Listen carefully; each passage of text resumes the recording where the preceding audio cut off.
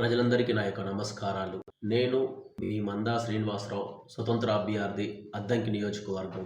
మద్యాన్ని అమ్ముతూ ప్రభుత్వం వ్యాపారం చేస్తుంది. మద్యాన్ని ప్రోత్సహిస్తూ విచ్చలవిడిగా మద్యం షాపులు, మద్యం దుకాణాలు తెరుస్తూ మెయిన్ రోడ్లలో హైవేల పక్కన ఆనుకొని ప్రజలకు కనిపించే విధంగా ఒక బట్టల షాపు ఓపెన్ చేసినట్టుగా ఓపెన్ చేసి ప్రజలను మద్యానికి తాగుడికి అలవాటు చేసి సామాన్య మధ్యతరగతి పేద కుటుంబాలు వారిని వారి సంపాదించిన సంపాదనలో నుండి మద్యానికి తాగుడికి అలవాటు చేస్తున్నారు ప్రభుత్వం. ఈ విధంగా ప్రభుత్వం మద్యం దుకాణాలు పెట్టడమే కాకుండా ప్రజలకు మద్యాన్ని తాపించిన తర్వాత బార్ షాపులలో తాగి ఊలుతూ వారి వాహనాల మీద అలా కూర్చుంటారు వారి గృహాలకు వెళ్దామని.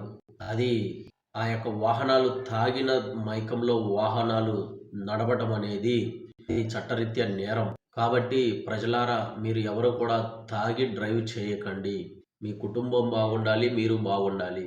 కానీ ప్రభుత్వం వారు చేస్తున్న ఒడిగడుతున్న ఈ దుస్సాహసాన్ని నేను ప్రజలకు చూపించాలనుకుంటున్నాను, ప్రజలతో చెప్పాలనుకుంటున్నాను, ప్రజల్లో మార్పు తీసుకురావాలని భావిస్తున్నాను. ఆ యొక్క వెళ్ళే మార్గం అలా మీరు బైక్ స్టార్ట్ చేస్తారు, ట్రాఫిక్ కంట్రోల్ సిబ్బంది వెంటనే చలానాలు కొడతారు, లేదా మీ బైక్ లాక్కుంటారు, ఇమ్మీడియట్లీగా లంచాలు అడుగుతారు. ఇలాంటి అన్నీ కూడా జరుగుతూ ఉన్నాయి. ఒక పక్క ప్రభుత్వం మద్యం అమ్ముతుంది, ప్రజలకు తాపిస్తుంది, మళ్ళీ ప్రజల దగ్గర నుంచి చలనాల రూపంలో వసూలు చేస్తుంది. ఇది ఎక్కడి న్యాయం అండి? ఇదేనా మీరు చదివింది, నేర్చుకుంది, ప్రజలకు నేర్పించేది ఇదేనా? ప్రజల దగ్గర నుంచి దోచుకునేది ఈ విధంగానేనా? ఒక చట్టాలంటూ ఏముండవా? ఒక జీవోలంటూ ఏముండవా? ఇదేనా మీరు సంస్కారం? ఇదేనా మీరు చేయవలసింది?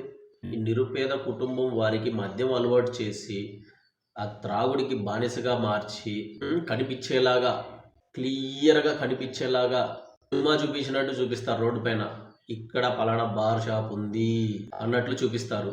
నేను బార్ షాపు, దయచేసి ఇది గ్రహించండి, నేను బార్ షాపు ఓనర్స్ని, లేకపోతే బార్ షాపు యజమానుల గురించో లేకపోతే ఇతరితర వారి గురించి నేను మాట్లాడటానికి ఇక్కడికి రాలేదు. నేను ఒక